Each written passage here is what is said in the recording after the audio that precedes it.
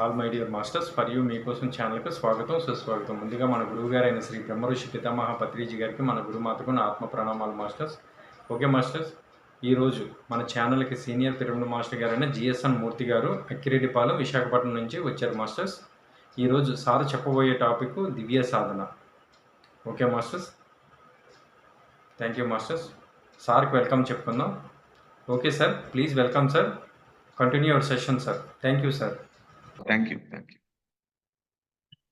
Okay sir, నా పేరు GSN మూర్తి, అంటే గుమ్మా సత్యనారాయణ మూర్తి.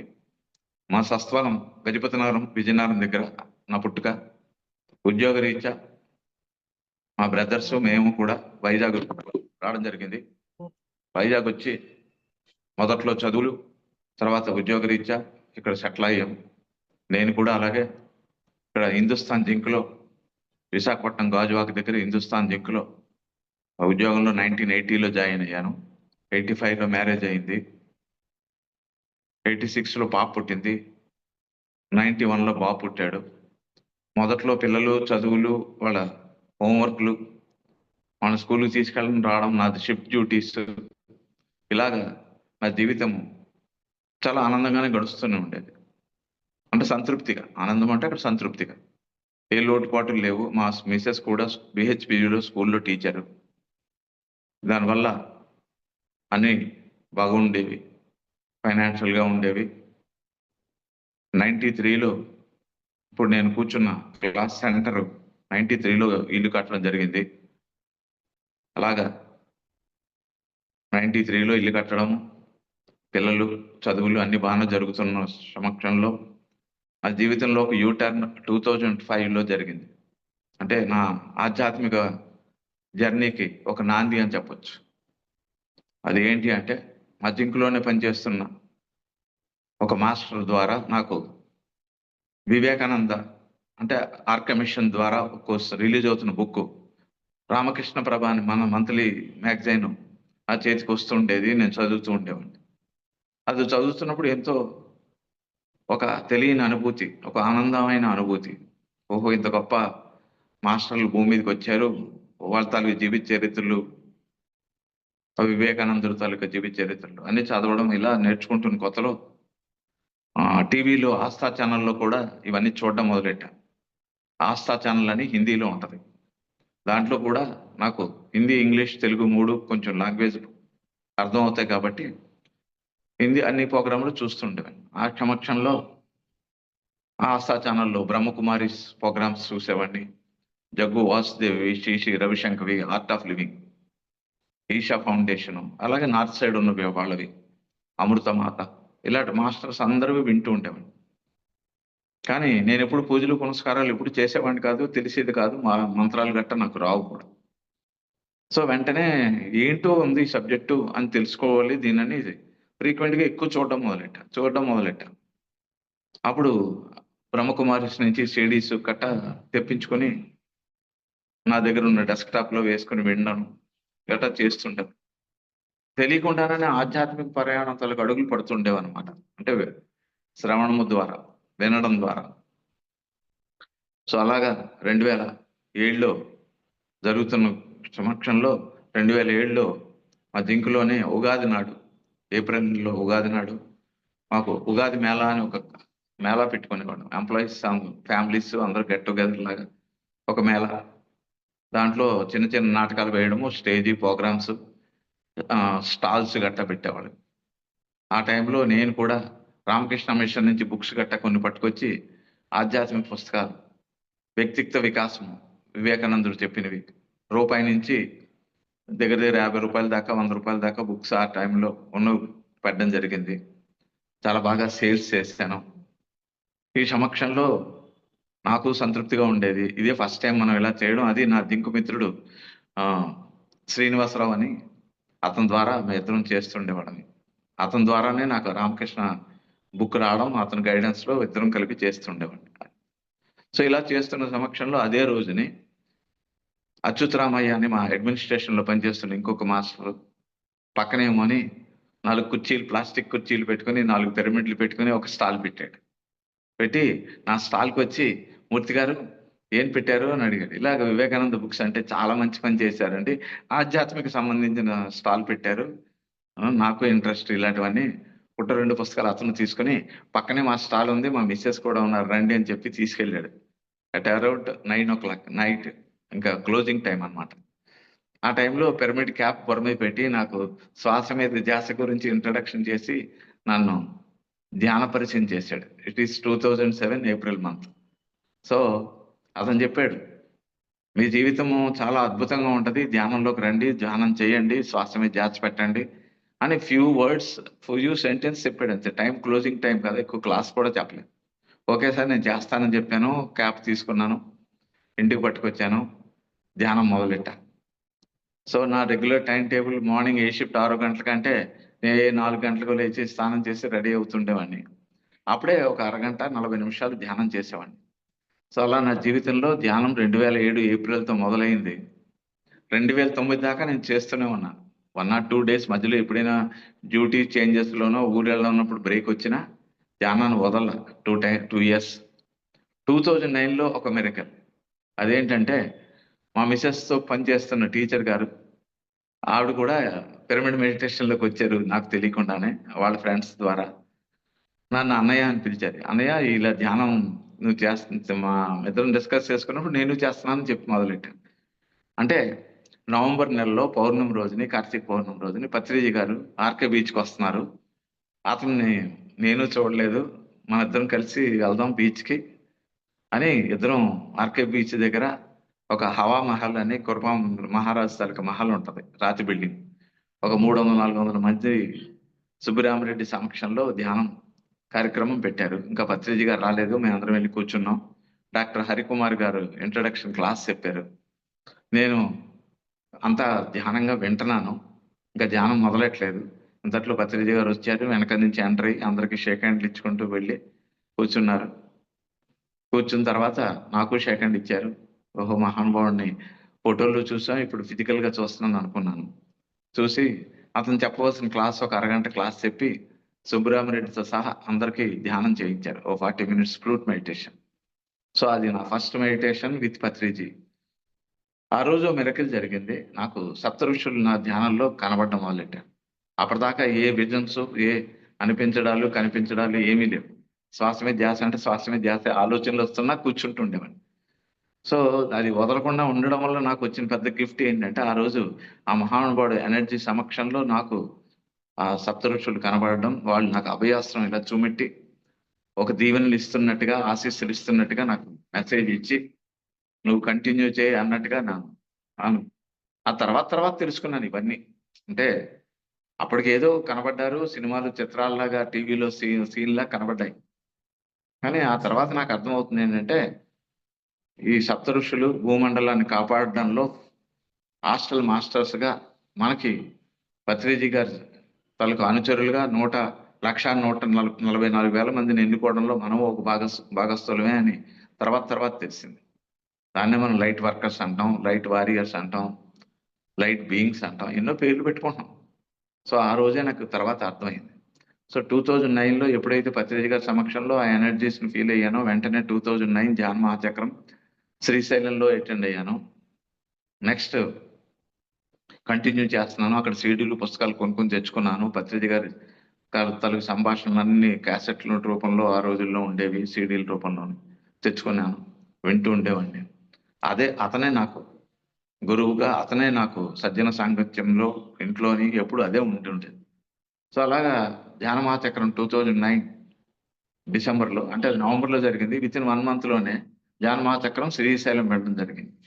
ఫస్ట్ మా తాలూకా శ్రీశైలంలోనే నేను అటెండ్ అవ్వడం మొదలెట్టాను. నా తాలూకా ఆధ్యాత్మిక ప్రయాణం పిఎస్ఎస్ఎంలోకి ఎంటర్ అయిన తర్వాత ఫస్ట్ ధ్యాన మహాచక్రం. ఎన్నో అనుభవాలు, రకరకాల అనుభవాలు అన్నీ అవన్నీ చెప్తే ఈ క్లాస్ 1 అవర్ చాలదు నాకు. అంచేత ఎన్నో అనుభవాలు. అప్పుడే నాకు అర్థమైంది. నా చుట్టూ ఒక చిన్న పిల్లలు లాంటి వాళ్ళు ధ్యానం చేయడం, వాళ్ళందరికీ నేను ధ్యానం చేసినట్టుగా ఎన్నో మెసేజ్‌లు వచ్చాయి. కానీ అక్కడ వేల మందిలో నేను ధ్యానం చేస్తున్నాను. కొన్ని వేల మందిలో ఎర్లీ మార్నింగ్ 5:00 నుంచి. సో అలాంటి అనుభవాలు వస్తే ఏదో ఈ ధ్యాన జీవితానికి నాకు ముడిపడి ఉన్నట్టుగా ఉంది అని దాన్ని కంటిన్యూ చేస్తూ ఇంకా పిరమిడ్ తాలూకు శక్తి కూడా అప్పుడే తెలుసుకోవడం, పిరమిడ్ ఇవన్నీ విషయాలు ఓహో ఇంత పిరమిడ్ ఉంటాయని వెంటనే నేను కూడా పిరమిడ్ కట్టాలని డిసైడ్ చేసుకున్నా. ఆ టైం వచ్చేటప్పుడు నేను కట్టేద్దామని రెడీ అవుతున్నా, మెంటల్గా ప్రిపేర్ అవుతున్నా. ఈ లోపల 2010లో ఎన్నో క్లాసెస్ అటెండ్ అవ్వడము, వైజాగ్లో ఉన్న మాస్టర్స్ క్లాసెస్ అన్ని నార్తేపాలెం ఏరియాలోని గాజువాక ఏరియాలో జరుగుతున్నప్పుడు వెళ్తుండడము, అటెండ్ అవ్వడం జరిగేది. సో వాళ్ళ ద్వారా ఎంతో స్ఫూర్తి, స్ఫురణ, ఇన్స్పిరేషన్, వాళ్ళ క్లాసుల్లో ఉన్న మెసేజ్లు బాగా ఆకట్టుకొని నేను ఇది కంటిన్యూ చేస్తూ 2010లో అమరావతి ధ్యాన మహాచక్రం కూడా ఎట్టింది. నా జీవితం ధ్యాన మహాచక్రాలతో బాగా ఇన్ఫ్లుయెన్స్డ్ అయి ఉంది. ఎందుకు ఎక్కువ దాని గురించి ఎక్కువ చెప్తూ ఉంటాను.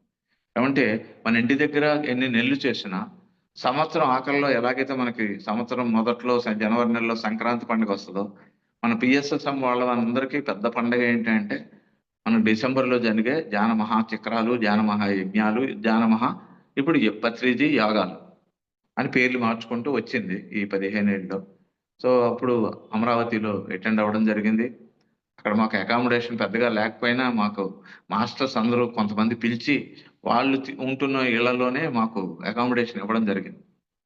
సో అప్పుడు అనుకున్నాను ఎంత గొప్ప లోక కళ్యాణం పండగకి అటెండ్ అవుతున్నాం మనం. ఇది వైజాగ్ వస్తే ఇంకా బాగుండేది. మన ఫ్రెండ్స్ని, చుట్టాలని, పక్కన అందరినీ దాంట్లో పార్టిసిపేట్ చేయించవచ్చు.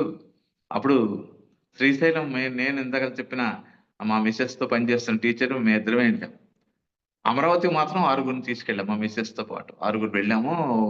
3 డేస్ మాకు రూమ్ ఇచ్చారు. జక్క రాఘవరావు గారికి ముందుగా ఎంఓ పంపించడం, రూములు ఇవ్వడం, మంచి బ్రహ్మాండమైన అరేంజ్మెంట్లు. ఎంతో నాకు ఆనందం అనిపించింది. ఇది ఇంకా అలాగే శ్రీశైలం అయిపోయిన తర్వాత అమరావతిలో కూడా మాకు రూమ్స్ మాకంతలో మేమే వెతుక్కుంటూ వెళ్తుంటే ఎవడో వచ్చి మమ్మల్ని తీసుకెళ్ళారు. ఏమంటే టెంపరరీ అకామిడేషన్లో చలి గట్టా ఉంటుంది ఉండడానికి కన్నా పెర్మనెంట్గా సిమెంటెడ్ హౌసెస్లో ఉంటే మనకి బాగుంటుందని ఒక మనసులో ఒక థాట్ ఉంది. దాని థాట్ ప్రకారంగానే మనకి అలాంటి అకామిడేషన్ కూడా దొరికాయి రోజు. సో అంతా యాదృచ్ఛికంగా కాదు, ఏదో కారణాకార సంబంధాలతో జరుగుతుంటాయి ఇవన్నీ. ఆ తర్వాత సబ్జెక్ట్లోకి వచ్చిన తర్వాత ఇవన్నీ నేర్చుకున్నాం. సో అప్పుడు అనుకున్నాను అనమాట, అమరావతిలో విశాఖపట్నం ఈ ధ్యాన మహాచక్రం వస్తే ఎంతో బాగుండని. సో అలాగే డిసెంబర్ 31ని పత్రిజీ గారు స్టేజ్ మీద ఆఖరిలో నెక్స్ట్ ధ్యాన మహాచక్రం విశాఖపట్నంలో జరుగుతుందని అనౌన్స్ చేశారు. ఇది మన సంకల్ప శక్తికి మన గురువు గారు మన అర్థం చేసుకుని మనకి ఎలా వైబ్రేషన్తో మనకి ఇలాంటివన్నీ జరుగుతుంటాయి అన్నది నాకు కొంచెం అప్పుడు ప్రాక్టికల్గా అర్థమైంది. ఓహో, నోటిలోని మాట నుదుటి మీద రాత, యద్భావం తద్భవతి, ఇవన్నీ ఆషామాష డైలాగులు కాదు, వీటి వెనకాల ఎంతో పవర్ ఉందని అప్పుడు ప్రాక్టికల్గా కొన్ని విషయాలు నేర్చుకుంటున్నామని నాకు ఇది అర్థమైంది. సో అలాగా విశాఖపట్నం ధ్యాన మహాచక్రంలో పార్టిసిపేట్ చేయడం జరిగింది. 3 months ముందే పైనాపిల్ కాలనీలో 2 ఇళ్ళు అద్దెకి తీసుకుని 2 bedroom హౌస్లు బుక్ చేసుకుని వచ్చిన వాళ్ళందరికీ, చుట్టాలకి, మన ఫ్రెండ్స్కి అందరికీ అకామిడేషన్ ఇవ్వాలి. అక్కడ దగ్గరలోనే వితిన్ వాకబుల్ డిస్టెన్స్లో అనమాట తీసుకుని ఉంచాం. 3 months ముందు నుంచి గ్రౌండ్ వర్క్ చేయడము, దాంట్లో పార్టిసిపేట్ చేయడము, దానికి తన్మన్ సేవ చేస్తుండడము. ఇక్కడ నేనున్న అక్కిరెడ్డిపాలెం పక్కనే నాతేపాలెంలోనే ముందు పెద్ద సెంటర్ ఉండేది. అక్కడ ఈశ్వరి మేడం అని ఉండేవారు. వాళ్ళందరూ ఒక 60-70 మంది ద్వారా డొనేషన్లు కలెక్ట్ చేయడము, అవన్నీ బ్యాంకుల్లో నేనే డిపాజిట్ చేయడం, వాళ్ళందరూ లేడీస్ అవడం వల్ల ఆ పనులన్నీ నేను చూస్తుండేవాడిని. ఒక రకంగా తెలియకుండానే ఆ సేవలో నేను దిగా, నా తరఫు నుంచి, నేను వాళ్ళ తరఫు నుంచి కూడా. సో అలాగా బియ్యాలు, అక్కడ పనిచేస్తున్న కూలీలకి వంటలకి సహాయం చేయడం, ఎన్నో రకాలుగా చేస్తున్న వాళ్ళకి సహాయం చేయడము, వాళ్ళని అడిగి ఏంటి కావాలి మెటీరియల్ అని తెలియకుండానే నాకు నా ఇన్నర్లోంచి ఆ మెసేజ్ వచ్చిన దాన్ని బట్టి జరిగింది. అలాగే వైజాగ్ ధ్యాన మహాచక్రంలో అద్భుతమైన సేవ చేసుకునే భాగ్యం దొరికింది జనానికి. ఇంకొక అద్భుతమైన ఎక్స్పీరియన్స్ విశాఖపట్నంలో జరుగుతుంది కాబట్టి నేను ఈ సేవలోనే నిమగ్నమై ఉండిపోయి అందరినీ తీసుకెళ్ళడము. నాకు ఆల్రెడీ 2 years ఎక్స్పీరియన్స్ ఉంది కాబట్టి వాళ్ళందరికీ చెప్పడం, ఆ స్టాల్స్లోనే బుక్స్ కొనిపించుకోవడం, ఈ దీంట్లోనే ఉండిపోయారు. కానీ అక్కడ సేతు బాలకృష్ణ గారు, ప్రేమ్నాథ్ సార్తో ఒక హాస్టల్ సర్జరీ వర్క్షాప్ అని ఒక పండాలు వేసి దాన్ని వేరేగా శిబిరం అరేంజ్ చేశారు. ఆ శిబిరంలో నేను వెళ్ళలేదు, దాంట్లో ఏం జరుగుతున్నదో నేను చూడలేదు. సో ఆఖరి 30th 31st నాకు దాంట్లోకి వెళ్ళి కూర్చోవాలి, ధ్యానం చేయాలి, ఆ సబ్జెక్ట్ నేర్చుకోవాలి అని అనుకున్నాను. హాస్టల్ సర్జరీ అంటే మనకు తెలుసు, హాస్పిటల్లో చేసే సర్జరీలు మనకు తెలుసు. కానీ హాస్టల్గా జరుగుతాయంటే ధ్యానంలో ఏదో మనకున్న రుగ్మతలను వాళ్ళు సర్జరీ చేస్తారన్న అవగాహనకు వచ్చాను. అది నాకంటే ఎంతసేపు ధ్యానం చేస్తున్నాం, నాకేం రుగ్మతలు లేవు, నాకేం కంప్లైంట్ లేవు, బీపీలు షుగర్లు ఏం లేవు కదా మనకి. అసలు ఆనందంగా ఉన్నాం, ఆరోగ్యంగా ఉన్నాం అన్న ధ్యాసలోనే ఉన్నాం. కానీ నాకు ఉన్నాయి కొన్ని కొన్ని, కానీ బయట పెట్టుకోవాలా, చెప్పుకోవాలా ఎవరికి. అంత లైఫ్ థ్రెటనింగ్ కంప్లైంట్స్ ఏం కాదు. నా 3 రైట్‌ని బెండ్ అయ్యేది కాదనమాట. కొంచెమే బెండ్ అయ్యేది. ఇండియన్ కమోడ్స్‌లో టాయిలెట్‌లో కూర్చొని చాలా కష్టపడేవాడిని. ఇప్పుడంటే వెస్టర్న్ కమోడ్స్ వచ్చేసాయి. అప్పుడు మొదట్లో మేము కట్టుకున్న మొదట్లో అన్నీ ఆ పాత ఇళ్లలో అన్నీ ఇవే ఉంటాయి కదా! సో, ఈ ప్రాబ్లమ్ ఉండేది. అప్పుడు మాస్టర్స్ క్లాస్‌లోకి ఎంటర్ అయిన తర్వాత వాళ్ళు చెప్పారనమాట. మీకేదైనా కంప్లెయింట్ ఉంటే ఆ కంప్లెయింట్‌ని ఒకసారి మాస్టర్స్‌కి మనం చెప్పుకోవాలి. చెప్పుకున్నప్పుడు వాళ్ళు సంకల్పించినప్పుడు వాళ్ళొస్తారు. మనకి ఆస్ట్రల్ సర్జరీ జరుగుతది. వాళ్ళు ఇప్పుడు మాకు గైడెడ్ మెడిటేషన్ లాగా మెడిటేషన్ చేయించారు. అందరు మాస్టర్‌లని ఆహ్వానించారు. మా చేత ఎవరికైనా ఏవైనా సమస్యలుంటే ఒకసారి మైండ్‌లో తెచ్చుకొని మీరు దానికి రెమెడీ వాళ్ళ ద్వారా అందాలని మీరు కోరుకోండి. అదే సంకల్పించుకోండి అని చెప్పారు. అంతే. జస్ట్ నాకేం లేవనుకున్న వాడిని నాకది గుర్తొచ్చింది. అది కోరుమని వాన పడుతున్నది. వానలో ఓపెన్ ఎయిర్‌లో చైర్‌లు, ప్లాస్టిక్ చైర్‌లు పట్టుకొని వెళ్లి కూర్చోబెట్టారు. ఏమంటే షామియాలో నీళ్ళతో నిండిపోయి పడిపోయే అంత డేంజర్‌లో ఉన్నదనమాట. అంటే ఇంక భయం పడుతూ మీరెలా ధ్యానం చేస్తారిక్కడ? బయటికి పదండి అని ఓపెన్ ఎయిర్‌లో కూర్చోబెట్టి ధ్యానం చేయించారు. సో, ఈ విధంగా 1 ½ అవర్ ధ్యానం చేసిన తర్వాత, ధ్యానంలో ఉంటుండగా నా కుడి కాలులో, నా కాలు మీద తేళ్ళు, జెర్రులు మన శరీరం మీద నడుస్తుంటే ఎలాగుంటదో అలాగా ఫీలింగొచ్చింది. Only right లెగ్‌లోనే. వస్తే ఓహో! ఇదేదో జరుగుతున్నట్టుగా ఉంది సర్జరీ మనలో అని కళ్ళిప్పకుండానే అలా ధ్యానంలో కూర్చున్నా. ఇట్ ఈస్ హ్యాపెండ్ అరౌండ్ 10:30కి మొదలెట్టాము. 12:30 దాకా అంటే 2 అవర్స్ దాకా కూర్చున్నాము. 1:00 అవ్వొస్తుంది. అప్పుడు మా చేత కళ్ళు ఓపెన్ చేయించారు. చూస్తే ఏమైనా మీకేమైనా అనుభవాలు అనిపించాయా అంటే, నేను లేచి ఇది చెప్పడం జరిగింది. ఇలా నాకు ఆ పెయిన్ ఉండేదండి. అది తర్వాత నేను కాళ్ళు బెండ్ చేస్తే ఆల్‌మోస్ట్ 77% తగ్గిపోయినట్టుగా ఉందిప్పుడు. ఇది చాలా అద్భుతమైన అనుభవం అని నేను చెప్పడం జరిగింది. అంటే ధ్యానం మీద నాకు నమ్మకం ఎలా కుదిరింది? ఎందుకు కుదిరింది? నేను సైంటిఫిక్‌గా, ప్రాపంచికంగా ఉన్న క్యాండిడేట్‌ని, ఒక టెక్నీషియన్‌ని నాకెందుకు ఇవన్నీ అందుతున్నాయి అన్నది ఇప్పుడు సబ్జెక్ట్‌లోకెళ్తే మనకు తెలుస్తుంటాయి ఇవన్నీ కొద్ది కొద్దిగా. సో, ఇది నా పర్సనల్‌గా ధ్యానం మీద నాకున్న అనుభవాలు, నేను పొందిన లాభాలు అని ఆరోగ్యము, ఆనందము. సో, దీన్ని నేను ఇంకా ఆహ్, తీసుకొని 2011లోనే అప్పుడు రెండో ఇల్లు మన డాక్టర్ జీకే గారి నాన్నగారు అప్పాజీ గారు. అతని దేహం రీసెంట్‌గానే వదిలేసి వెళ్ళిపోయారు. ఆ మహానుభావుడు నాకు పరిచయం అవ్వడం, వాళ్ళు జీకే గారి ఫ్యామిలీ ద్వారా ధ్యానం అందిందని అప్పుడు తెలుసుకోవడం. అతను మూర్తి గారు రెండో ఇల్లు మాకివ్వండి. మా గెస్టులు బోలెడుమంది వస్తారు కదా! మా వాళ్ళకి పనికొస్తదంటే అతను నేను డబ్బులు కూడా తీసుకోలా. ఇది అంతా అంతా అనలేదు. మీకన్నా ఇంకెవరున్నారండి మాకు ఈ వైజాగ్‌లో ధ్యానం తీసుకొచ్చిన ఫ్యామిలీకి మేము సర్వ్ చేసుకునే కన్నా అని వెంటనే అతని తాళాలు వేసుకుని కప్పా, తాళం అతనికిచ్చేసాను. ఆ తర్వాత ఆమె ఓడిపోయిన తర్వాత మళ్ళీ నాకిచ్చారో, ఓనర్స్‌కిచ్చారో కూడా నాకు గుర్తులేదు. బట్ మేము 10 డేస్ చాలా ఎంజాయ్ చేశాము. ఎంత ఆనందం పొందాము, ఆరోగ్యం పొందాము. అంతా జరిగింది. సో, అప్పుడు అతనితో అన్నానన్నమాట. నేను పిరమిడ్ కట్టాలనుకుంటున్నానండి అంటే, వెంటనే 2012 లోపల మీరు పిరమిడ్ కట్టాలండి. 2012 అన్నది చాలా ఇంపార్టెంట్ ఇయర్ అని చెప్పారు. వెంటనే 2012లో నేను అంటే 12లోనే సెప్టెంబర్‌లో మొదలెట్టి నవంబర్ కల్లా ఫినిష్ చేసాం. మన డాబా మీద 12/12 పిరమిడ్ కట్టాం. దానికి పత్రిజీ గారితో రాలేదు గానీ, అదే టైంలో ఓపెనింగ్ చేసిన టైంలో వైజాగ్‌లో టీటీడీ కళ్యాణ మంటపంలో క్లాస్ చెప్పడానికొచ్చారు. అప్పుడు సార్‌ని కలిసి ఇలా పిరమిడ్ కట్టాను అంటే, "ఏం పేరు పెట్టాలండి" అంటే, "నీ ఇష్టదైవం పేరు పెట్టుకోవయ్యా" అన్నారు. నాకు ఇష్టదైవం అంటూ ఒక రూపం లేదండి. నాకు తెలిసిందంతా ధ్యానం చేస్తే విశ్వశక్తి వస్తదనే తెలిసింది. ఆ విశ్వశక్తి తప్ప నాకు ఇంకే శక్తితో పరిచయం లేదు. విశ్వాన్ని నడిపిస్తున్న శక్తే విశ్వశక్తి కదా! అంటే అదే పేరు పెట్టుకోవయ్యా అన్నారు. సో, మా పిరమిడ్ పేరు సెంటర్ అక్కిరెడ్డిపాలెంలో విశ్వశక్తి ప్రకృతి పిరమిడ్ ధ్యాన కేంద్రం 12/12 పిరమిడ్ కట్టి మా డాబా మీద క్లాసెస్ స్టార్ట్ చేసాం. 2012లో నవంబర్ నుంచి. సో, అది డిసెంబర్ అంతా కంటిన్యూ‌గా జరిగాయి. ధ్యానమాల చక్రాలకి ఆ సంవత్సరం పిరమిడ్ వల్ల నేను వెళ్ళలేదు. వెళ్ళకపోయినా చాలా మందికి పాత వాళ్ళకి తెలుసు. టీవీ 9 తాలూకు ఉదంతం టీవీ 2012లో అంటే నా సమక్షంలో నేను ఆ ఎనర్జీస్‌లో నేను లేను. కాపోయినా నాకు అర్థమైంది. ఓకే. ఇది అర్థం కాని వాళ్ళకి ఇలాగే ఉంటుంది ఈ సబ్జెక్టు, మనం దాని గురించి పట్టించుకోవాల్సింది లేదు అని నేను ధ్యానము నా క్లాసెస్ కంటిన్యూ అవుతూనే ఉన్నాయి. పిరమిడ్లో రెగ్యులర్గా క్లాసెస్, ఎవ్రీడే మెడిటేషన్, ఎవ్రీడే అలా 41 days పెట్టి మళ్ళీ అలా కంటిన్యూ, ఇంకా 41 days కౌంట్ ఏం లేదు, ఇంకా అలా 40 కంటిన్యూ అవుతుండేవి. ధ్యానం అక్రెడిపాలెం నుంచి నాతేపాలెం నుంచి కూడా ఊళ్ళో వీధిలో జనాలందరినీ పిలవడం, వాళ్ళందరూ ధ్యానం నేర్చుకోవడం ఎంతో. నేను పిరమిడ్ కట్టి ప్రచారం మొదలెట్టాను అనమాట. అంతకుముందు ప్యాంప్లెట్లు పంచి ఉండొచ్చు, అప్పటికి ఇంకా శాకాహారీలు అంతలా లేవు, శాకాహార ర్యాలీస్. ప్యాంప్లెట్లు మాత్రం ఇచ్చినవి పంచడం గట్రా చేస్తుంటాను. సో ఇలాగా నా ధ్యాన ప్రచారం మొదలైందండి. ఇది అంతా ఎందుకు చెప్తున్నానంటే, ఇవంతా కూడా మన దివ్యత్వ ప్రణాళిక. అంటే దీన్ని డివైన్ ప్లాన్ అంటాం.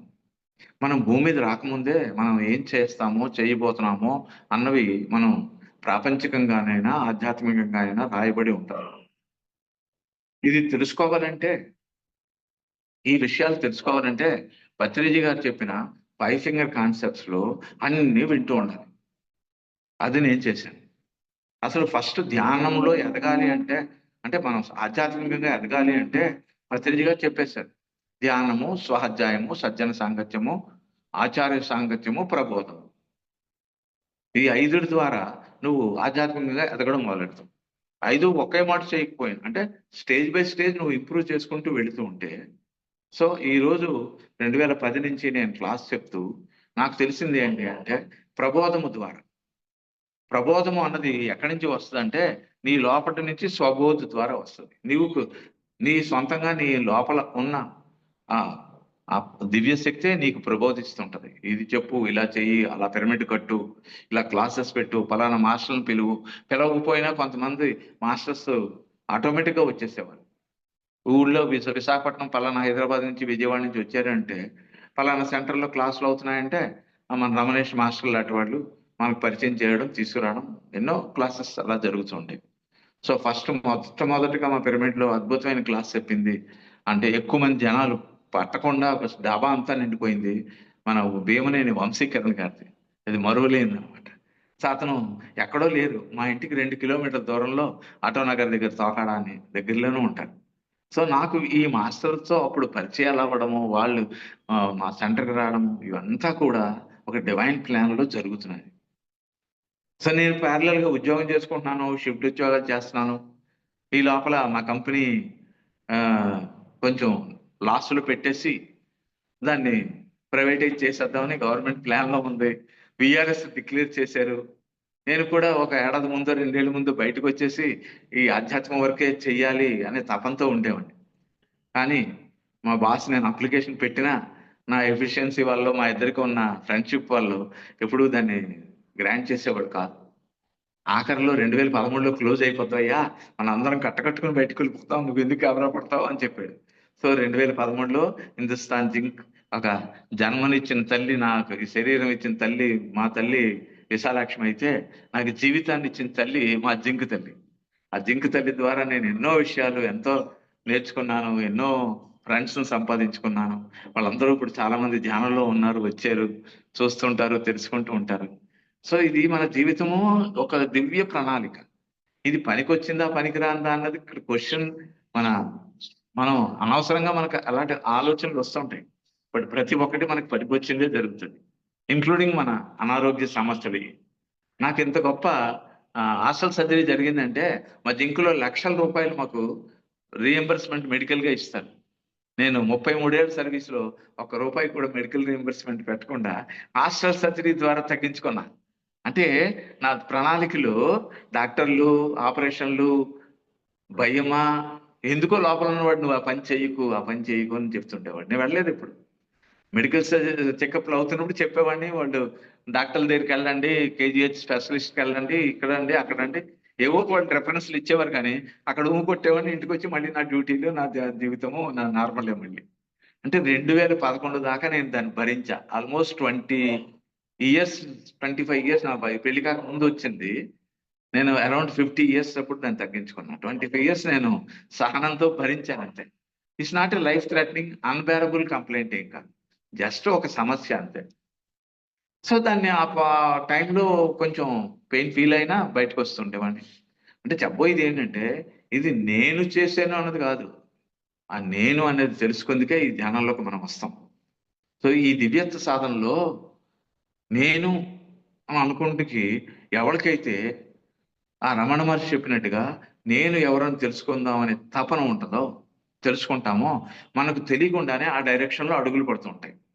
అది ఒక పాంప్లెట్ చూసో, ఒక ఫ్రెండ్ చెప్పిన ద్వారావో, లేకపోతే పక్కన బోర్డ్ ఉందని చూసో, ఎంతోమంది వస్తుంటారు ఇప్పుడు నా దగ్గరికి ఎంతోమంది.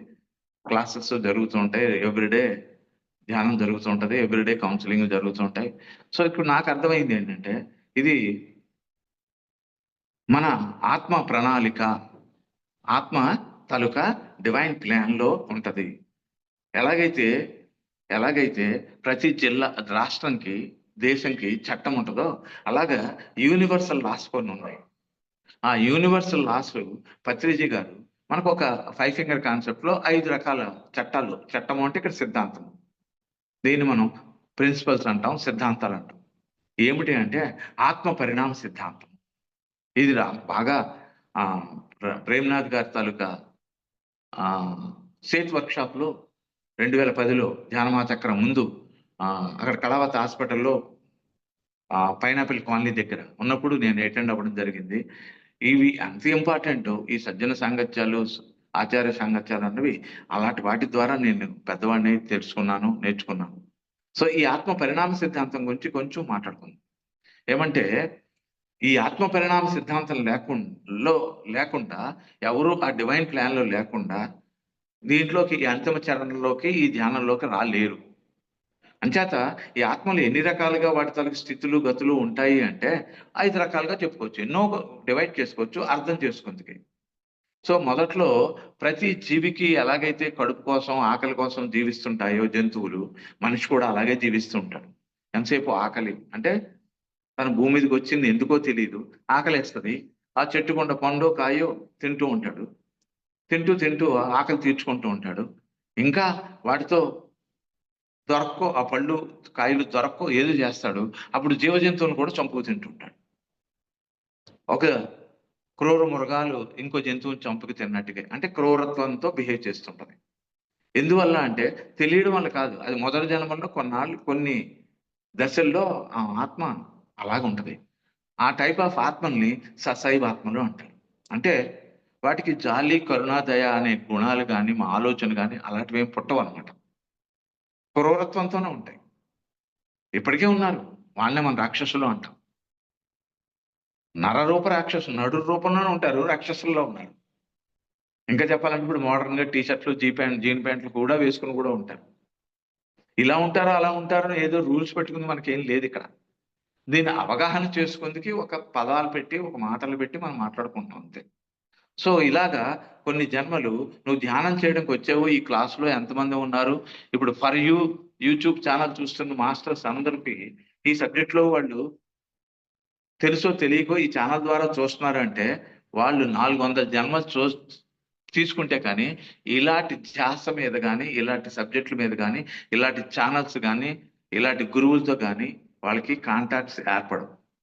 అంటే మనం 400 జన్మలు తీసుకున్నాము అంటే, ఒక 50 జన్మలు ఒకలాగా, ఒక 50 జన్మలు ఒకలాగా, ఒక 50 జన్మలు ఒక స్టేజు. ఆ స్టేజెస్‌ని ఫస్ట్ స్టేజ్‌ని సశైవాత్మలు అంటాం. అంటే శిశువుగా. శరీరపరంగా కాదు, ఆత్మపరంగా. సశైవాత్మలు అంటారు. ఈ సశైవాత్మ ఏం చేస్తది అంటే, ఇందాక చెప్పినట్టుగా ఎంతసేపు ఒంటి మీద బట్ట కూడా ఉందా లేదా అని వాళ్ళకి అవసరం లేదు. ఇప్పటికే ఉంటారండి. ఆఫ్రికన్ అడవుల్లో బట్టలు కూడా కట్టుకోకుండా. ఉన్నారు అంటే అది నాగరికత లోపం కాదది. వాళ్ళు మానవ జన్మల్లో ఆ స్టేజ్‌లో ఆ అనుభవాలు నేర్చుకుందుకు జన్మలు తీసుకున్న ట్రాన్స్‌ఫర్మేషన్ అయిన అంటే జంతువు నుంచి మనిషిగా వచ్చిన మొదటి స్టేజెస్ అన్నమాట ఇవన్నీ కూడా. సో, రెండోది సశైవాత్మ తర్వాత బాల్యాత్మలు. అంటే ఒక బాలుడు 2 కాళ్ళతో లేచి నిలబడి నడవడం నేర్చుకునే బాలుడు ఎలాగైతే బాలుడు, బాలికలు అంటామో అలాగా కొన్ని జన్మల్లో ఆ బాల్యాత్మగా ఉంటారు.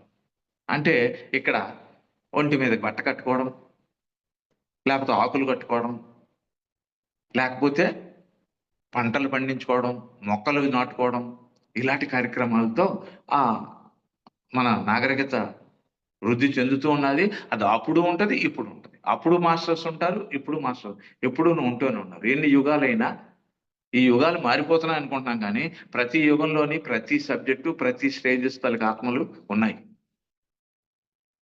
సో ఆ విధంగా ఈ బాల్యాత్మలుగా కొన్ని జన్మలు తీసుకున్నాం. ఎందుకు చెప్తున్నా అంటే ఆధ్యాత్మికంలో, ఆ దివ్యత్వ సాధనలో ఈ స్టేజెస్ మనకు అర్థం కాలేదనుకోండి, మనం ఏ స్టేజ్లో ఉన్నామో, ఎక్కడి నుంచి ఎలా వచ్చాము, ఎందుకు అన్నది మనకి ఎప్పుడూ కూడా ఒక సంశయంగా, సందేహంగా ఉండిపోతుంటాయి. ఆ సందేహాలన్నీ పోవాలి అంటే ముందు పత్రిజీ గారు చెప్పిన అన్ని సబ్జెక్టులు వినాలి. దానితో పాటు సాధన, ధ్యాన సాధన చేయాలి, స్వ అధ్యాపన చేయాలి, దానికి సంబంధించిన పుస్తకాలు చదవాలి, సజ్జన సాంగత్యం చేయాలి, క్లాసులు వినాలి. పత్రిజీ గారి క్లాసులు వినడం అంటేనే సీడీలు, క్యాసెట్లు, యూట్యూబ్లో ఇప్పుడు పిఎంసి ఛానళ్ళు ఇవన్నీ వస్తున్నవన్నీ దానికి సంబంధించినవే.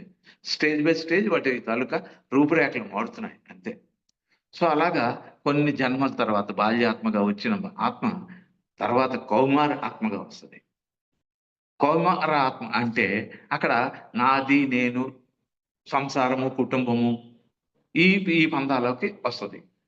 అంటే అక్కడ తల్లి, తండ్రి, నా వాళ్ళు, పై వాళ్ళు, వీళ్ళని నేను పోషించాలి, వాళ్ళకి పెట్టాలి, నాకు నాకు పిల్లలు పుట్టారు, ఈ పిల్లల్ని నేనే చూసుకోవాలి. ఈ బాధ్యతలన్నీ ఈ బాల్యాత్మ స్టేజ్‌లో మన ఆత్మగా మనం నిర్వర్తిస్తూ ఉంటాం. ప్రతి ఒక్కరు ఈ భూమి మీదకి వచ్చిన ఎంత పెద్ద యోగులైనా సరే, ఇప్పుడు ప్రతి ఒక్కరు ఈ స్టేజ్‌లోనే దాటుకొని ఆ స్టేజ్‌కి వచ్చిన వాళ్ళే.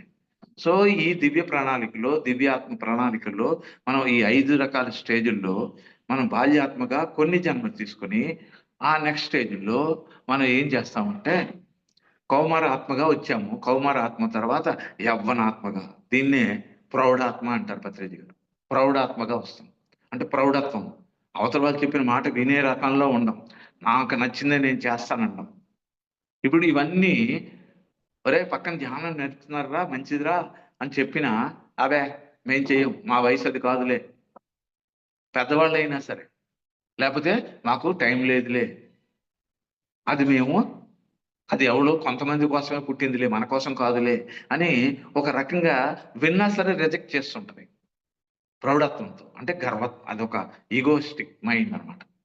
సో అక్కడ కొన్ని జన్మలు ఒక 100 జన్మలైనా తీసుకోవచ్చు అలా.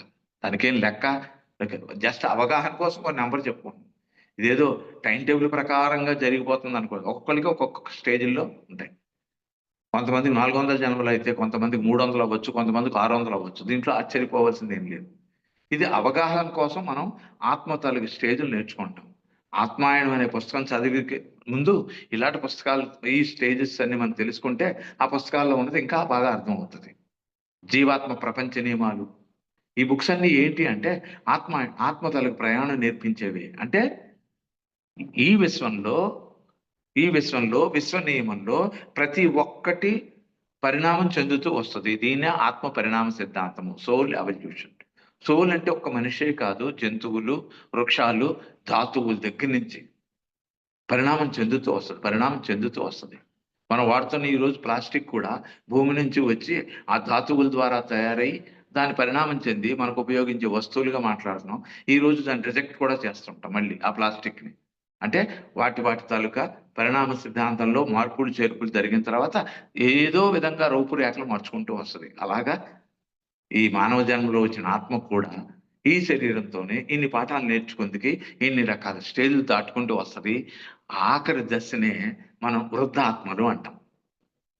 ఇప్పుడు 'సతీష్ కుమార్' గారికి వయసు ప్రకారంగా నా వయసుతో చూస్తే చాలా చిన్న అతనే. కానీ ఈ ఆత్మజ్ఞానం కోసం పరుగులు పెడుతున్నారు అంటే శరీరపరంగా వృద్ధులు కాదు, ఆత్మపరంగా వృద్ధులమే. ఈ జూమ్ సెషన్‌లో, ఈ యూట్యూబ్ ఛానెల్‌లో వయసు ప్రకారంగా చిన్నవాళ్ళు చూస్తున్నారంటే వాళ్ళందరూ వృద్ధాత్మలే. అంటే ఒక రకంగా ఆఖరి జన్మ చేసుకుందుకు వచ్చిన వాళ్ళే. నేను ఎవరు అని క్వెషన్ వేసుకున్న వాళ్ళే. ఆ నేను ఆన్సరు ధ్యానం ద్వారా నేను అంటే శరీరము కాదు, నేను అంటే శ్వాస నడిపించే శక్తిని, దాన్నే పత్రిజీ గారి నవరత్నాల్లో మనకి ఆత్మే పరబ్రహ్మము, జీవుడే దేవుడు, దేహమే దేవాలయము, శ్వాసే గురువు, సమయమే సాధన, సహనమే ప్రగతి, అనుభవమే జ్ఞానము, దానమే ధర్మము, ధర్మమే పుణ్యము, మోక్షము. నా వెనకాతల పత్రిజీ గారు ఫోటోలో అక్కడ రాసి ఉన్నవి అవే. మా సెంటర్‌లో అవి కంఠస్థ పెట్టించి, ఈ నియమాలన్నీ దాంట్లో, విశ్వ నియమాలన్నీ దాంట్లో మహానుభావుడు 9 పాయింట్లో చెప్పేశారు మనకి. ఎన్ని థ్యాంక్స్ చెప్పినా అతనికి తక్కువే మనకి. అది మధ్యలో చెప్తామా, మొదట్లో చెప్తామా అని కాదు. ఆ పితామహుడు భూమి మీదకి వచ్చిన ప్రణాళికే మనందరినీ, వృద్ధాత్ములందరినీ, ఒక జాతి పక్షుల్ని ఒక గూటికి చేర్చి, ఇది ఆఖరి జన్మ చేసుకోండి, ముక్తి మోక్షం పొందండి, ఎక్కడో లేదు, నీ శ్వాసను పట్టుకుంటేనే ఉంటది, తెలిసి ఉంటది. పూజలు పునస్కారాలు కొన్ని జన్మలు చేసావు ఒక యవనాత్మగా, కొన్ని జన్మల్లో వృద్ధాత్మగా కూడా చేసి ఉండొచ్చు. చేత ఆ వృద్ధాత్మ స్టేజ్లు కూడా కొన్ని వందల జన్మలు ఉన్నప్పుడు ఆఖరి స్టేజ్లోనే శ్వాస మీద ధ్యాస అన్నది దొరుకుతుందండి. సోకాళ్ళు పిరమిడ్ మాస్టర్లు అందరూ కూడా బ్రహ్మజ్ఞానులే అని చెప్పాడు. వీళ్ళందరూ కూడా వాళ్ళ జన్మలో ఆఖరి స్టేజ్లో వచ్చి వాళ్ళు ముక్తి మోక్షం పొందడానికి వచ్చిన ఆత్మల్నే మనం వృద్ధాత్మలు అంటాం. సో ఇది ఆత్మ పరిణామ సిద్ధాంతం. ఒక 5 సిద్ధాంతాల్లో ఫస్ట్ సిద్ధాంతము ఆత్మ పరిణామ సిద్ధాంతం క్షుణ్ణంగా మనకు అర్థం కావాలి. మన ఇంటిలో వాళ్ళు, మన పక్క వాళ్ళు ధ్యానానికి రాలేదు, వింటలేదు అంటే ఎవరు మెట్టి మీద, ఎవరు స్టేజ్ మీద వాళ్ళు ఎవడున్నారో మనం ఈ శరీరంతోని, ఈ చర్మచక్షువులతోని, ఈ మనసుతోని మనం ఐడెంటిఫై చేయలేం. ఈ సబ్జెక్ట్ తెలుసుకొని నీ అంతటి నువ్వు ఎవరో ఏది కాదు, నేనే ఏమిటి అని తెలుసుకుంటే మీకు బయట ఏముంటుందో అది నీ లోపలే ఉందని అర్థమవుతుంది.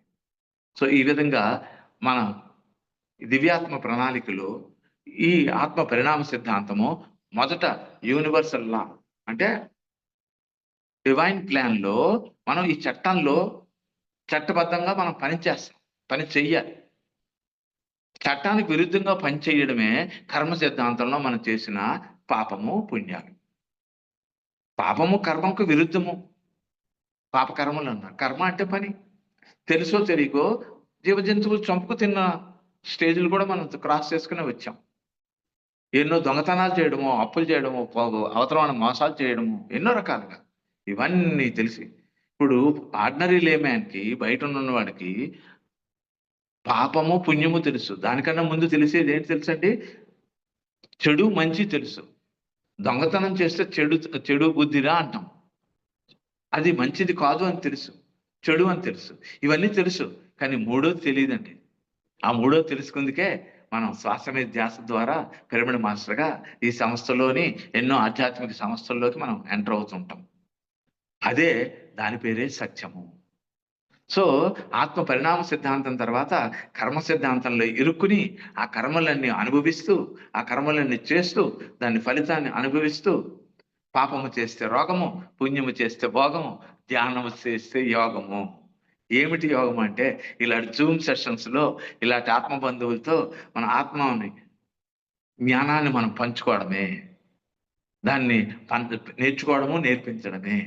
ఇది అంతా ఈ కర్మ సిద్ధాంతంలో ఆఖరి మెట్టుగా మనం ఉన్నాము. దీని పేరే సత్యము, సత్యం వైపు ప్రయాణము, సత్య అన్వేషణ. ఇవన్నీ కర్మ సిద్ధాంతంలో భాగమే. కర్మ అంటే ఏదో చెడు అనుకోకూడదు ఇక్కడ. సో ఈ 5 స్టేజుల్లో, ఈ 400 జన్మల్లో మనం చేసిన ఫలితాల ద్వారా మనం తెచ్చుకున్న రోగాల్ని నయం చేసుకోవాలి అంటే భగవద్గీతలో చెప్పిన జ్ఞాన అగ్ని దగ్ధ కర్మాణం, ఆ కర్మని, ఆ కర్మ సిద్ధాంతాన్ని దాటాలి అంటే జ్ఞానము తప్ప మరేది శరణు కాదు. ధ్యానం శరణం గచ్చామి. పత్రిజీ గారు బుద్ధం శరణం గచ్చామి బుద్ధుడు చెప్పిందే. అందరూ బుద్ధుళ్ళు అవ్వాలంటే ఆ బుద్ధుడు చేసిన ఆనాపాన సతి ధ్యానాన్ని పట్టుకోవడమే బుద్ధం శరణం గచ్చామి అంటే.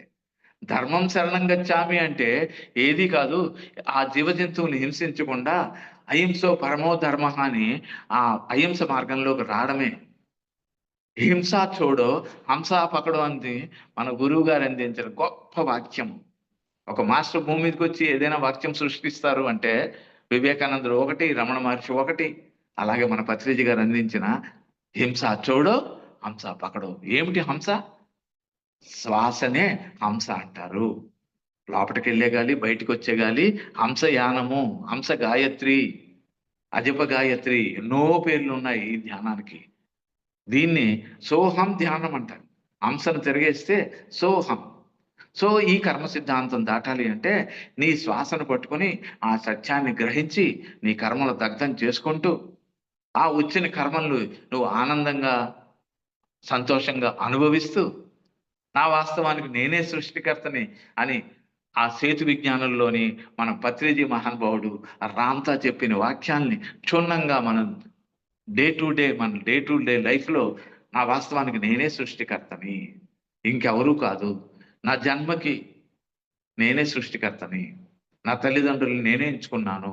నా చదువుల్ని, నా ఉద్యోగాన్ని, నా పెళ్ళాన్ని, నా పిల్లల్ని, ఇంక్లూడింగ్ నా గురువుల్ని, నా ఆత్మ బంధువుల్ని ఎవడెంచుకున్నాం? నాకు నేనే. ఆ నేను ఎవరు? ఈ భూమి మీదకి వచ్చిన ఆ పరమాత్మ స్వరూపమే. తను పరమాత్మ స్వరూపం తెలుసుకుందాక తను ఈ కర్మ చేస్తూనే ఉంటాడు. ఈ కర్మలు వెనకాతల ఇంకొక సిద్ధాంతము కూడుకుని ఉన్నది. అది చాలా గొప్ప సిద్ధాంతము. తెలుసో తెలియకుండా మన అందరం కూడా ఆచరిస్తున్న సిద్ధాంతము. దాని పేరు ఆకర్షణ సిద్ధాంతము. Law of attraction, law of focus, quantum theory, యద్భావం తద్భవతి. ఈ మాటలన్నీ దాని నుంచే పుట్టుకొచ్చాయి, ఈ కర్మ సిద్ధాంతం నుంచే. ఈ కర్మ సిద్ధాంతం ఎక్కడి నుంచి పుడుతున్నది అంటే, నాకు ఆ పండు తినాలని ఎందుకున్నది అంటే ఆకర్షణ. ఆ పువ్వు కొయ్యాలి, నా జడలో పెట్టుకోవాలని ఎందుకుంది అంటే అది ఆకర్షణ. దాంట్లో తప్పు ఉందా ఒప్పు ఉందా అని పక్కన పెడదాం. ముందు నాకు చెయ్యాలనుందని చేసేస్తాం. చేసిన తర్వాత ఫలితం మనకు అప్పుడు గుర్తురాదు. ఫలితాన్ని భగవద్గీతలో చెప్పినట్టుగా నాకు వదిలే అంటాడు. నువ్వు మంచి చేస్తే మంచి ఇస్తాను, చెడు చేస్తే చెడే ఇస్తాను. ఇచ్చేవాడు పుచ్చుకునేవాడు ఒకడే, ఎవడో కాదు. అదే నీ వాస్తవానికి నువ్వే సృష్టికర్తవి. ఇది లోతులుగా మనం అవగాహన చేసుకుంటూ, ఎవరికో చెప్పడానికి కోసం కాదు, మన జీవితంలో జరుగుతున్న ప్రతి విషయంలో అన్వయించుకున్నప్పుడు, ఎస్, నేను స్కూల్ టీచర్ని పెళ్లి చేసుకోవాలని అనుకున్నాను. నా పెళ్లి కాకముందు మా అమ్మ అడిగితే నేను పెళ్లి చేసుకున్నాను. అలాంటి మనిషి, అలాంటి అమ్మాయి మా మదర్కి చెప్పా. ఎవరైతే ఫస్ట్ టైం టీచర్గా నా పెళ్లి చూపుల్లో నా కుర్చీ దగ్గర కూర్చుంటుందో ఆవిడే నా తాలూకా భాగస్వామి అవుతుంది. ఇంకో రెండో వాళ్ళు అవ్వడానికి ఛాన్స్ లేదు, రెండో వాళ్ళు వచ్చి కూర్చోరు కూడా. అలాంటి వాళ్ళు అయితేనే తీసుకొచ్చి కూర్చోపెట్టు అని చెప్పారు. So the only one selected, ఆ టీచర్ నా అర్ధాంగిగా, నా భాగస్వామిగా వచ్చి నాకు ఎంతో సహకారాలు అందిస్తూ, తను కూడా ధ్యానం చేసి ఈ సెంటర్లో వచ్చిన వాళ్ళందరికీ ఆదరిస్తూ, వచ్చిన మాస్టర్లందరికీ వండి పెడుతూ, మా ఇంట్లో 2 బెడ్రూమ్ హౌస్లో గెస్ట్ రూమ్గా ఉంటూ వచ్చిన మాస్టర్లకి ఎంతో మేము సహాయం అందిస్తున్నా. అంటే ఇది ఒక్కడిగా ఈ శరీరంతో ఉన్న ఈ మూర్తి గారు చేస్తున్నదే కాదు. ఈ దివ్య ప్రణాళికలో దైవం నా చేత నన్ను ఒక టూల్గా ఉపయోగించుకుంటూ నాకు అందించిన మాస్టర్సే. అది నా భాగస్వామి అవ్వచ్చు, నా గురువులు అవ్వచ్చు, నా శిష్యులు అవ్వచ్చు. శిష్యుడు అనేవాడు లేదే లేడు, అందరూ గురువులే అన్నారు పత్రిజీ గారు. నీ శ్వాసే నీ గురువు అయినప్పుడు ఇంకే గురువు ఉంటాడు? అందరిలోనే అదే శ్వాస ఉన్నప్పుడు. అంత గొప్ప గురువు మనకు దొరికినందుకు మనం ఎంతో ఆకర్షణ సిద్ధాంతంలో అది ఆకర్షితులయ్యాము. ఎలాగైతే ప్రాపంచికంగా, సామాజికంగా ఆకర్షితులయ్యామో అలాగే ఆధ్యాత్మికంలో కూడా ఆకర్షణ సిద్ధాంతం పనిచేస్తున్నది. ఇన్ని పుస్తకాలు మనం స్టేజ్ మీద కౌంటర్లో అక్కడ ధ్యానమా చక్రాల్లో కట్టి వెళ్ళి చూస్తుంటాము. పర్టికులర్ బుక్ ఎందుకు కొంటాం? ఎవరో చెప్పారని కాదు, ఆ టైటిల్ చూసిన వెంటనే ఇది నేను చదవాలి అని లోపటి నుంచి మీకు ఒక స్వబోధము బోధించబడుతుంది. ఆ పుస్తకం కొంటారు, మీరు చదువుతారు. చదివిన తర్వాత మీరు దాన్ని ఇంప్లిమెంట్ చేస్తారు, కొంత గొప్ప అవగాహన చేసుకుంటారు. సో ఈ విశ్వ నియమాల్లో ఆకర్షణ సిద్ధాంతం అన్నది ఒక గొప్ప సిద్ధాంతం అండి. ప్రతి ఒక్కరికి తెలుసో తెలియకుండానో భూమికి ఆకర్షణ శక్తి ఉన్నట్టుగా, అది ఎక్కడికి వెళ్ళినా దానికి ఆకర్షణ శక్తి ఉన్నట్టుగా, మనకి తెలిసినా తెలియకపోయినా మనం ఎక్కడున్నా భూమి మీద ఆ సిద్ధాంతం పనిచేస్తూనే ఉంటది. దీన్నే రహస్యం బట్టబయలైంది అనే పుస్తకంలో రాయబడ్డది. ఆ పుస్తకం చదివిన తర్వాత నేను ఎన్నో ఎక్స్పెరిమెంట్ చేసుకున్న తర్వాత, ఎక్స్పెరిమెంట్ చేయడం అంటే ఆ భగవంతుడిని టెస్ట్ చేయడం కాదు. ఎస్, ఇది పనిచేస్తుందా లేదా? ఎందుకు? మనకి నమ్మకం, విశ్వాసం తలుకుది పెరుగుతూ ఉంటది. విశ్వాసం అనే పదములోనే విశ్వము ఉంది, శ్వాస ఉందండి. దేని మీద విశ్వాసం ఉండాలి ఇప్పుడు? మన శ్వాస నడిపించిన శక్తి మీద ఉండాలి. ఆ గురువు చెప్పింది, నీ శ్వాసే గురువు అని చెప్పిన తర్వాత అది ఎంత గొప్ప స్టేట్మెంటో, దానికి ఎంత డెప్త్ నాలెడ్జ్ ఉంటే గాని నేను అవగాహన చేసుకోలేదు అన్నది ఏంటంటే, శ్వాస మీద విశ్వాసము అని వచ్చింది. విశ్వంలో ఉన్నది, విశ్వం అంతా ఉన్నది ఆ శ్వాస నడిపిస్తున్న శివుడే. ఆ శ్వాస ఉంటే శివము, శ్వాస లేకపోతే శవము అంటున్నాం కదా. శివుడు అనే పదాన్ని ఇక్కడ వాడుకుంటున్నాం, అంతేకాని ఒక రూపము కాదు. మనం చూస్తున్న క్యాలెండర్లో బొమ్మ కాదు, విగ్రహం కాదు, లింగము కాదు. ఈ విశ్వాన్ని నడిపిస్తున్న ఆ కనపడని ఆ దివ్య శక్తి పేరు విశ్వనాథుడు, జగన్నాథుడు. ఇవన్నీ నేను అడిగినప్పుడు అతను లోపటించి, ఎవడరా నడిపిస్తున్నాడు నిన్ను? అరుణాచలం వెళ్ళావు, కొండ చుట్టూ 16 కిలోమీటర్లు నడిచావు, ఏం చేసావు? గిరి ప్రదక్షిణ చేసావు, ఎవరు చేశారు? ఎవరు నడిచారు అని అడిగాడు అతను నన్ను. ఎందుకు నడిపించావు నా చేత అంటే, నడిచేవాడు ఎవడో తెలుసుకోవాలి కదయ్యా. నడిపించే నాథుడు ఎక్కడున్నాడు? నీ కాళ్ళు నడిచాయా, నీ శ్వాస నడిపించిందా అని నన్ను అడిగాడు అరుణాచలేశ్వరుడు. రమణ మహర్షి ఎంత గొప్ప సబ్జెక్ట్ అండి శ్వాస అన్నది అప్పుడు నాకు అర్థమైంది. శ్వాసలో సాక్షాత్తు ఆ శివుడే ఉన్నాడు. శివుడు అంటే ఈశ్వరుడు అన్నా, మహేశ్వరుడు అన్నా రూపాలు మాటలతో సంబంధం లేనిది. ఆ దివ్యత్వ సాధనలో ఈ మాటలు మనం ఉపయోగించుకుంటాం, మళ్ళీ వాటిని పక్కకు పెట్టాలి. ఏమంటే ఆ దైవం అన్నది నామరూపరహితుడు, రంగు రుచి లేనిది, అంతా ఉన్నది, అన్నిటిలో ఉన్నది, ఏమీ కానిదిగా ఉంది. అంతా ఎంటీఏ అంట. మళ్ళీ ఏమీ లేదు, ఏమీ లేదు, ఏమీ లేదు. ఏమిటి ఉన్నది అంటే అంతా అదే ఉంది. ఎలా తెలుస్తుంది ఇది? ఇది ఒక్క దివ్యత్వ సాధన ద్వారా, నీ అనుభవం ద్వారా, నీ శ్వాస నడిపిస్తున్న శక్తిని నువ్వు గ్రహించినప్పుడు, అనుభవించినప్పుడు, అవగాహన చేసుకున్నప్పుడు, దాన్ని ఆచరణలో పెట్టినప్పుడే ఈ సాధన ఎంతో దివ్యత్వంలోకి తీసుకెళ్తుంది. నీ కర్మలన్నీ దగ్ధం చేస్తుంది. ధ్యానం సర్వరోగ నివారణి అన్నారు, సత్య జ్ఞాన ప్రసాదిని అన్నారు. దానికన్నా ముందు సకల భోగకారిణి. డబ్బులుంటే, ఉత్తి జ్ఞానం ఉంటే అన్నీ అనుభవించలేము. దానికి తగ్గ మన అర్హత పొందాలి అంటే ఆ జ్ఞానాన్ని దివ్య జ్ఞానంగా మార్చుకోవాలి, దైవ జ్ఞానంగా మార్చుకోవాలి. దివ్యుడు నుంచి వచ్చిందే ఆ దైవత్వం. ఇది దివ్య సాధన కాదు, దివ్యత్వ సాధన. దివ్యత్వము అంటే దైవత్వం నుంచి వచ్చింది. ఈ దైవత్వం ఎక్కడి నుంచి వస్తుంది? స్వామితత్వం, నీ లోపల ఉన్న తత్వం నుంచే వస్తుంది, మిత్రత్వం నుంచే వస్తుంది. మిత్రత్వము ఈరోజు సతీష్ కుమార్ గారు మాకు మిత్రుడయ్యారు, చూస్తున్నాము అంటే ఎక్కడి దేనికోసం? మన దివ్యత్వ సాధనలో భాగంగా మిత్రత్వంలోకి వెళ్తాము. పత్రిజీ గారు చెప్పిన ప్రతి సబ్జెక్టులోని మొదట ధ్యాన ధర్మము, అహింసా ధర్మము, మిత్రధర్మము, కరుణాధర్మము, కుటుంబ ధర్మం, ఎన్నో ధర్మాలు చెప్పారు. దాంట్లో మూడోది మిత్రధర్మం అని చెప్పారు. మిత్రత్వం లేకుండా దైవత్వం లేదు. అందరితోని, అన్ని జంతువులతోని, అందరితోని ఫ్రెండ్షిప్ చేయడమే. యేసుక్రీస్తు చెప్పినట్టుగా నీ పొరుగువాడిని ప్రేమించవా అంటే పక్కవాడిని ప్రేమించి ఎదురుగుండా వాడిని ప్రేమించడం మానేయడం, జంతువులు ప్రేమించడం మానేయడం కాదు. ప్రేమ అంటే ఇవ్వడమే, ఇవ్వడము అంటే తీసుకోవడమే, తీసుకున్నాము అంటే ధన్యవాదాలు తెలపడమే. ఈ పదాలన్నిటి వెనకాతల ఉన్నది ఆ ప్రేమతత్వము. ఆ ప్రేమతత్వము సత్య సాయిబాబా చెప్పిన, ఏ బాబా చెప్పినా అది దైవత్వానికి దారి తీస్తుంది. దివ్యత్వ సాధనలో ఇవన్నీ మన ఆచరణలో పెట్టవలసిందే. పత్రిజీ గారు చెప్పిన సహనమే ప్రగతి అన్నారు, అనుభవమే జ్ఞానం అన్నారు. ఈ సహనం లేకుండా 1 గంట ధ్యానం చేయకపోతే మనం ఏంటో మనకు తెలుస్తుందా అండి? ఒక 2 గంటలు 3 గంటలు ధ్యానం చేయకపోతే మనం తాలూకా హాస్టల్ సర్జరీ జరుగుతుందా? లేకపోతే మూడో కన్ను తెలుసుకోగలుగుతామా? ఎంత సాధన చేస్తే అంత జ్ఞానము. ఎలాగా? అనుభవాల ద్వారా. ప్రతిదీ అనుభవమే. నాకు నడ్డి నొప్పి వచ్చింది, తలనొప్పి వచ్చింది అంటే అనుభవము. నొప్పి వచ్చినవాడు ఎవడో తెలుసుకుందుకు నొప్పి వస్తుంది. వస్తున్నాయంటే ఆ లోపల ఉన్న ఆలోచిస్తున్నవాడు ఎవడు? నాకు ఆలోచనలు వస్తున్నాయా అంటున్నారు, కానీ ఆలోచించేవాడు ఎవడో గురించి ఆలోచించండి. ఆ ఆలోచించేవాడు ఎవడో లేకుండా ఆలోచనలు రాగలవా? ఆ ఆలోచించేవాడే ఆ శ్వాస నడిపించేవాడు. ఆ శ్వాస నడిపించేవాడే మన తాలూకా దివ్యత్వ సాధనలో మనం అందరూ అదే ఉన్నాయని తెలుసుకుంటాము. అదే నేను అయి ఉన్నాను, అహం బ్రహ్మాస్మి, అయనాత్మ బ్రహ్మ, తత్వమసి, ప్రజ్ఞానం బ్రహ్మ, మమాత్మ సర్వభూతాత్మ. సర్వం కల్విదం బ్రహ్మ.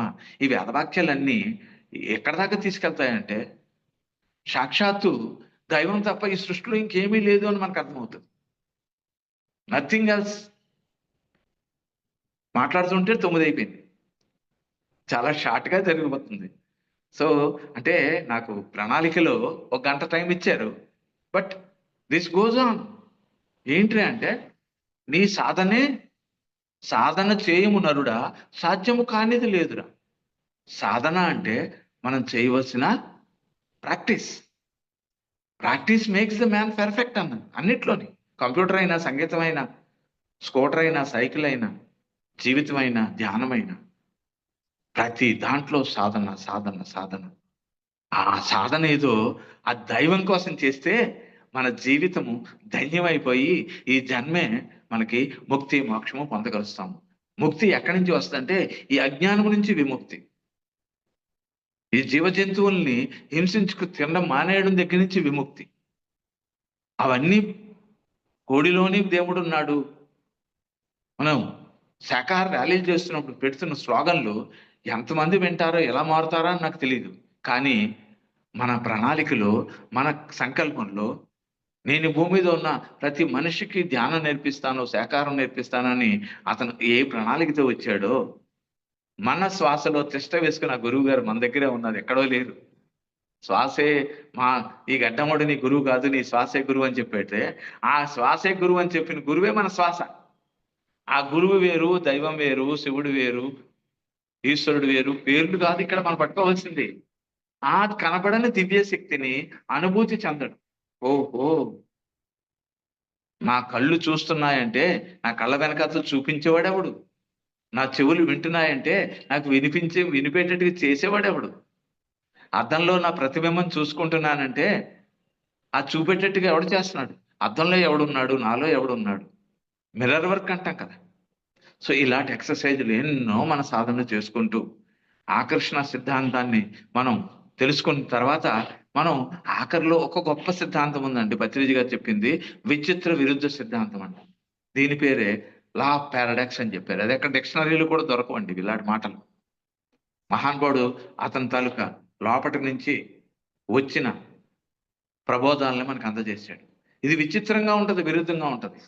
ఏమంటే మనిషిగా ఉన్నవాడికి చావు ఉందని అనుకుంటాడు వాడు. మనిషిగా ఉన్నాడు శరీరం అనుకుంటే, కానీ ఆత్మ అనుకుంటే చావే లేదే. చావు ఉందా లేదా? రెండు కరెక్టే. ఆత్మ అయితే లేదు, శరీరం అయితే ఉంది. ఎవడు ఏది విధంగా అర్థం చేసుకుంటే ఆ విధంగానే అర్థం అవుతుంది. లాభం ఉందా నష్టం ఉందా అంటే ఒకడికి నష్టం వస్తేనే ఇంకొకటికి లాభం వస్తున్నది. లాభ నష్టాలు ఆధ్యాత్మికల్లో ఈ ద్వంద్వాలకు అతీతముగా మారతాము. ఈ ద్వంద్వాల్లో ఈ ఈ విచిత్రంగా విరుద్ధంగా ఉన్న వాటిని అర్థం చేసుకుంటూ అద్వైత సిద్ధాంతంలోకి వెళ్ళడం కోసమే ఈ సిద్ధాంతాలన్నీ ఉన్నాయి. ఈ అద్వైత సిద్ధాంతాన్ని అర్థం చేసుకోవడమే మనం అనేక సిద్ధాంతాల ద్వారా అద్వైతము రెండు లేవు, ఒకటే ఉన్నాయి. ఈ జూమ్ క్లాసులో ఎంతమంది ఉన్నా అందరిలో ఉన్న ఆత్మ, యూట్యూబ్లో ఎంత వేల మంది చూస్తున్నా అందరిలో ఒకటే ఆత్మ. దానికి రూపం లేదు, రంగు లేదు, రుచి లేదు, కానీ ఉన్నది. హ్యూమన్ బీయింగ్ అన్నారు. అందుకే బీయింగ్ అంటే ఉన్నది. ఆ బీయింగ్నెస్ మనం ఫీల్ అవ్వాలి. దాన్ని సాక్షాత్కరించుకోవాలి అంటే, దాన్ని అవేర్నెస్లో ఉండాలి అంటే జరుగుతుంది దాన్ని సాక్షిగా చూడడమే, వింటున్నవి చేస్తున్నది. ఓహో ఉన్నది అదే కదా. డూయింగ్, హ్యూమన్ డూయింగా బీయింగా మనం. ఇది తెలియకపోతే డూయింగే. ఉద్యోగాలు చేయాలి, డబ్బులు సంపాదించాలి, సంసారం నడపాలి, ఇది చేయాలి, అది చేయాలి, టైం లేదు, గాడిద లేదు, కంకర పీసు లేదు, ఇవన్నీ చెప్తాడు. లేదు అంటాడు లోపల ఒక దైవం ఉంచుకొని. అది ఇది గ్రహించలేదే. ఇది గ్రహించిన రోజుని ఈ డూయింగ్ వెనకాల ఒక బీయింగ్ ఉంది అనుకుని ఆ బీయింగ్ పట్టుకుంటే మీ డూయింగ్స్ అన్ని చాలా సింపుల్ గా జరిగిపోతాయి. ఈ దివ్యత్వ సాధనలో ఏమంటే నేను చేస్తున్నది కాదు ఇది. ఈ క్లాస్ చెప్తుంది నేను కాదు, వింటున్నది నేను కాదు, మీరు కాదు. ఇక్కడ రెండో వస్తువు లేదు. సబ్కా మాలిక్ ఏక్ హై. ఇది మనం ఎంత త్వరగా అవగాహన చేసుకుని మన సాధనలో, మన జీవిత భాగంలో మార్చుకుంటామో ఇంకా మోక్షము లేకుండా ఎక్కడికి పోతాయి. చనిపోయిన తర్వాత వచ్చేది కాదు మోక్షము. భూమి మీద ఉంటుండగానే, ఈ సాధన చేస్తుండగానే, ఎస్ నాకు నేనుగా సర్టిఫికెట్ ఇచ్చుకోవాలి. ఏంటి? నేను మోక్షం పొందే స్థితికి చేరుకున్నాను. నేను ముక్త స్థితికి చేరుకున్నాను. జీవన్ముక్తుడినయ్యాను. మాటల్లో కాదు, చేతలతో, అవగాహనతో, ఆచరణతో, అనుభూతితో, ప్రేమతో, సహనంతో, క్షమాగుణంతో, ధన్యవాదాలతో. ఎంత గొప్ప సబ్జెక్ట్ మనకి అందించారండి. టైం నాకైతే చాలా తక్కువే అనిపిస్తుంటది ఇలాంటి సబ్జెక్ట్ చెప్పడానికి. బట్ కాల పరిమితి ఉంది కాబట్టి మరొకసారి ఎప్పుడైనా అవకాశం ఉన్నప్పుడు మాట్లాడుకుందాం. ఎవరైనా క్వశ్చన్లు కాస్త వేయొచ్చు మీ కాల పరిమితి బట్టి. అంత గొప్ప అవకాశం ఇచ్చిన సతీష్ కుమార్ గారికి, మహానుభావుడు పత్రిజీ మహానుభావుడికి, ఈ జూమ్ క్లాస్కి, ఈ ఇంటర్నెట్కి, ఈ వాట్సాప్లకి, అన్నిటికీ, ఈ దివ్య శక్తులు అన్నిటికీ, ఆ దైవశక్తి ద్వారా రన్ అవుతున్న ఈ టెక్నాలజీస్ అన్నిటికీ మనందరం కూడా సదా సదా సదా కృతజ్ఞతలుగా ఉంటూ ధన్యవాదాలు చెప్పుకుంటాం. Thank you sir. Thank you sir. మరియు మీకోసం మన ఛానల్కి వచ్చి ఎంతో ఆత్మజ్ఞానాన్ని అందించారు సార్. మీకు కూడా థ్యాంక్ యూ సార్. ఇది మా పూర్వజన్మ భాగ్యము సుకృతం. బాధ్యత తీసుకున్నాడు. మీరు ఈ యూట్యూబ్ రన్ చేయడానికి బాధ్యత తీసుకున్నారు. ఈ బాధ్యత వెనకాతలు ఏమిటి? మీ భాగ్యం ఉన్నది. ప్రతి ఒక్కడు మనం ఈ సేవ, అసలైన సేవ, నిజమైన సేవ ఏది అంటే మానవ సేవే మాధవ సేవ కాదు, మాధవ సేవే మానవ సేవ అన్నారు పత్రిజీ గారు. అంటే ప్రతి ఒక్కడు మానవులు కాదు, మాధవుడని తెలియజేయడమే. శ్వాస మీద ధ్యాస పెట్టి అహింసా మార్గంలో తీసుకెళ్ళడమే. ఎంత గొప్ప గురువు దొరికినందుకు మరొక్కసారి అతనికి ధన్యవాదాలు చెప్పుకుంటూ మనందరం కూడా ధన్యులం. Thank you sir. Okay sir. మరియు మీకోసం మన ఛానల్కి వచ్చి ఎంతో ఆత్మజ్ఞానాన్ని అందించినందుకు థ్యాంక్ యూ సార్.